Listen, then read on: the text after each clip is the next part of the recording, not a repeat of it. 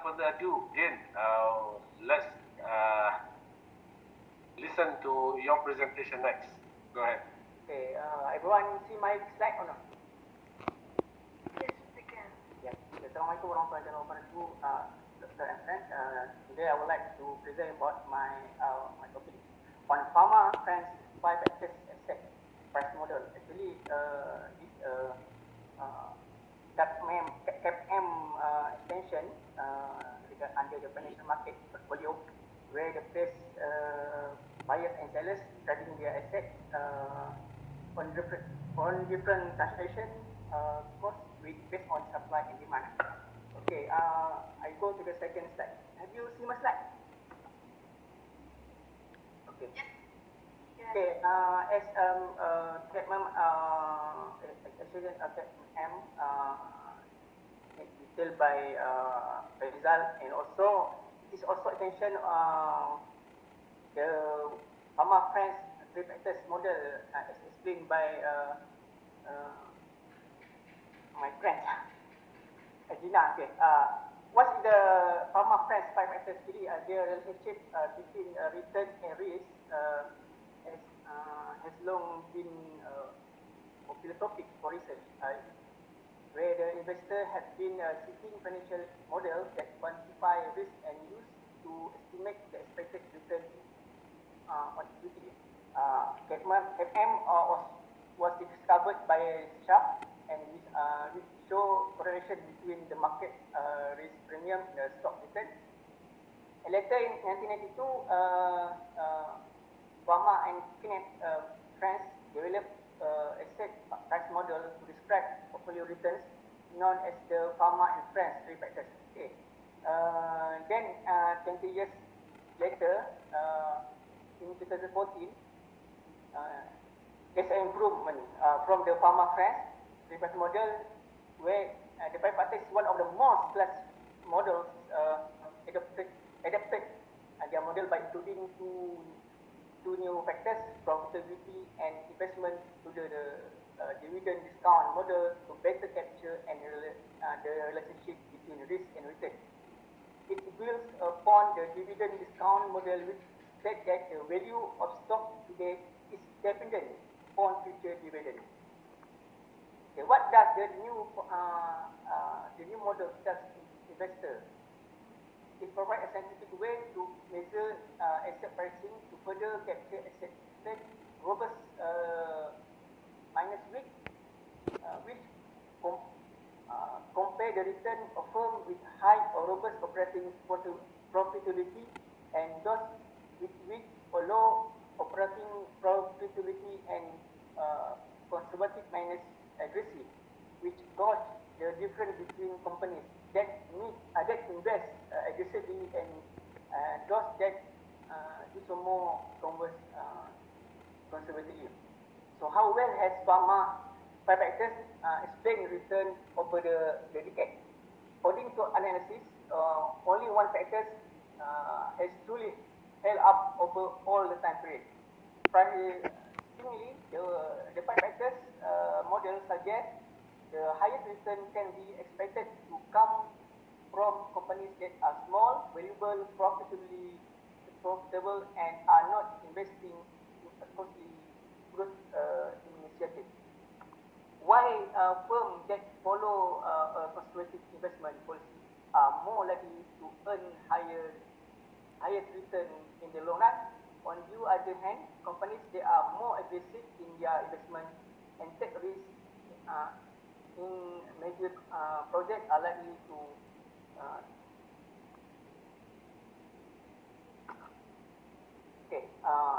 there's a method of the FAMA friends model. You see the assumption where there's market there. Tell about the return of market, the S&P, the highest market and robust and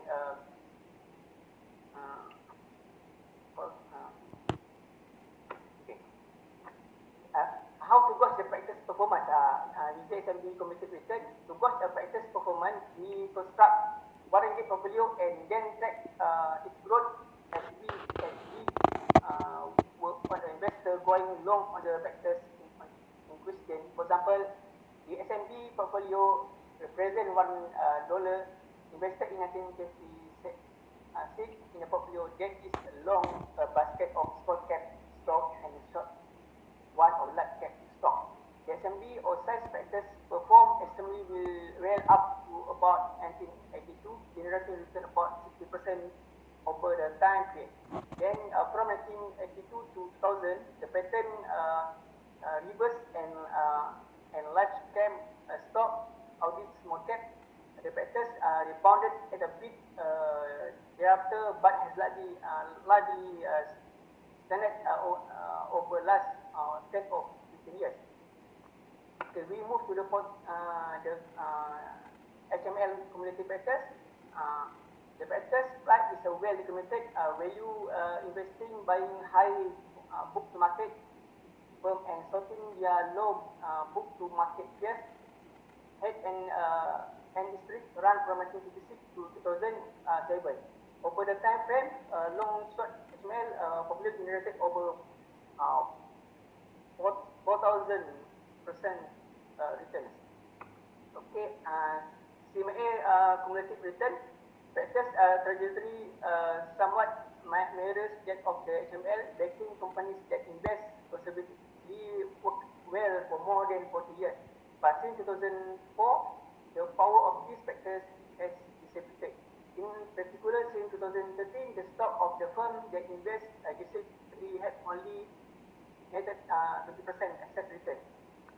Okay, RM robust cumulative return, which bring us to a qualitative factors, where it's robust is a single factor that has consistently delivered success return. Overall economic cycle since 1963, going long high quality stock of profitable firm and sorting their low quality unprofitable counterpart has been a great investment strategy, and the power of the factor has not diminished. As Jason, as mentioned by the scholars, the definition of equity has proven rather malleable, but profitability and investment related characteristics tend to capture most of the quality return premium.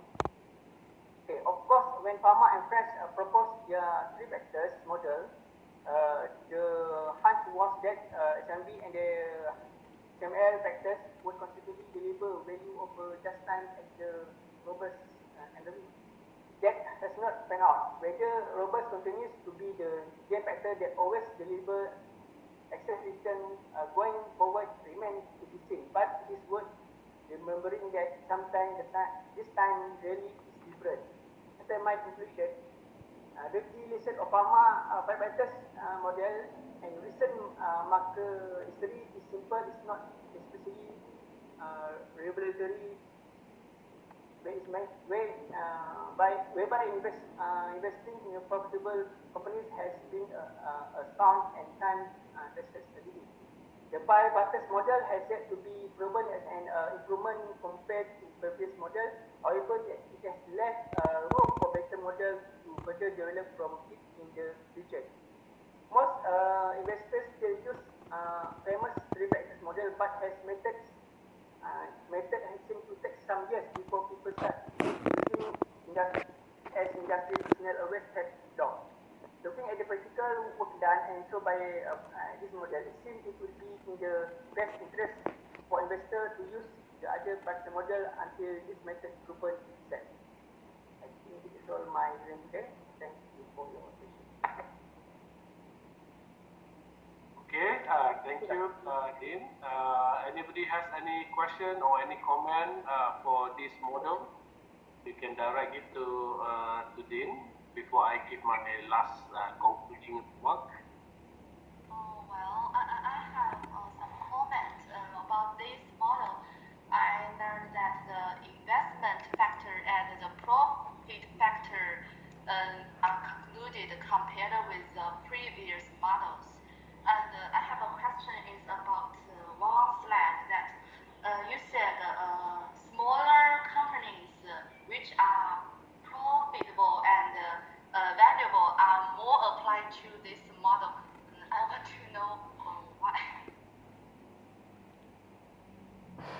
as my question earlier, I said that for pi model is not very popular. The investor prefer to the pi three model, three factor model because it's not proven. Started from 2014, so there's no proven until now. That's why Mr. Faisal not include pi test in this trend. Okay. Anybody has any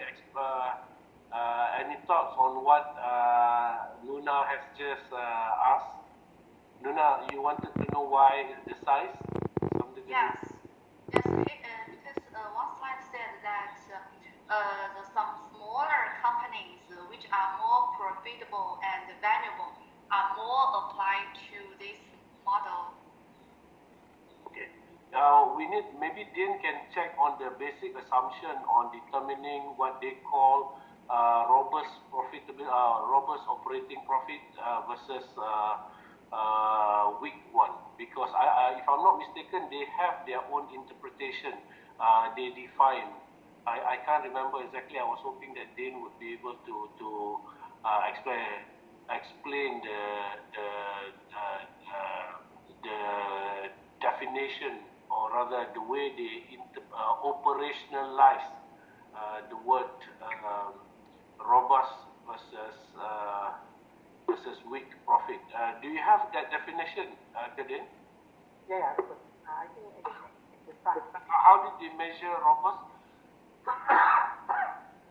The robust is the difference between the return on the diversified portfolio of stock with robust, high and steady and weak. I think again, if I understand the model correctly,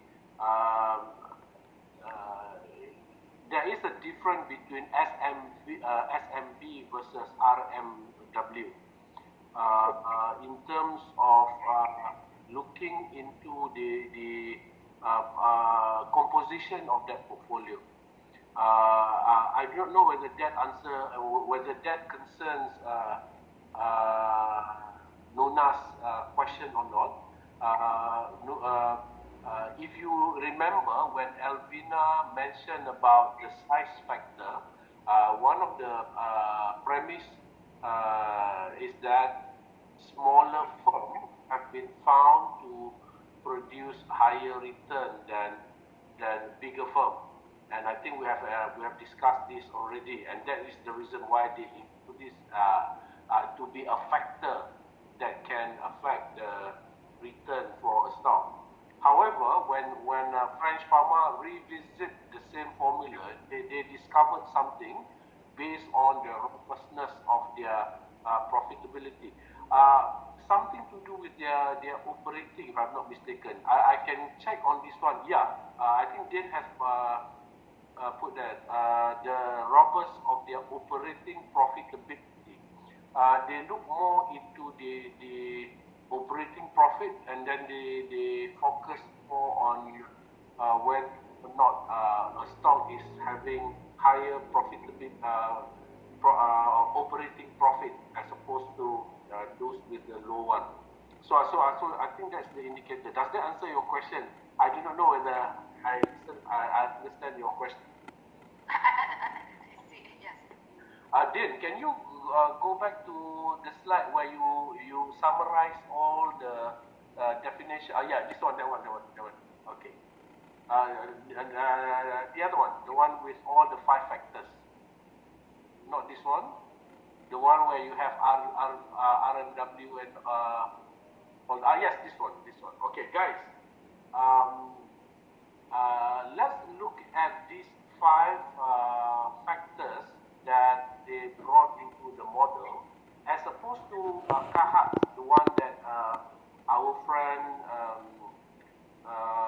Faisal presented earlier.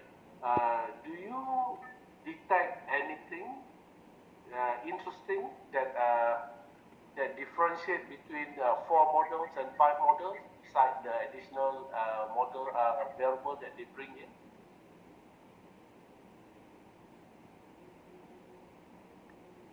Anyone? Now, in the case of Faisal's 4 models, they did bring in momentum, in which they look at the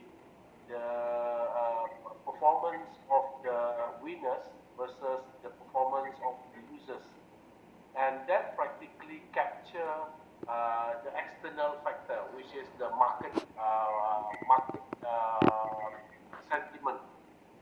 But if you look at French and FAMA, all those variables that they introduce in their models are mainly related to the company, which is very much internal factors.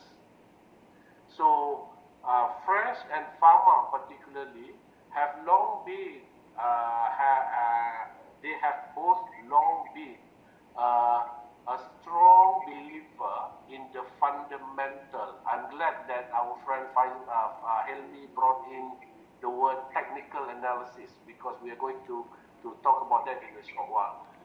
In the case of French FAMA, in the case of Eugene FAMA, being someone who really believes in the fundamental value of a company, he believed in looking inwards, looking into the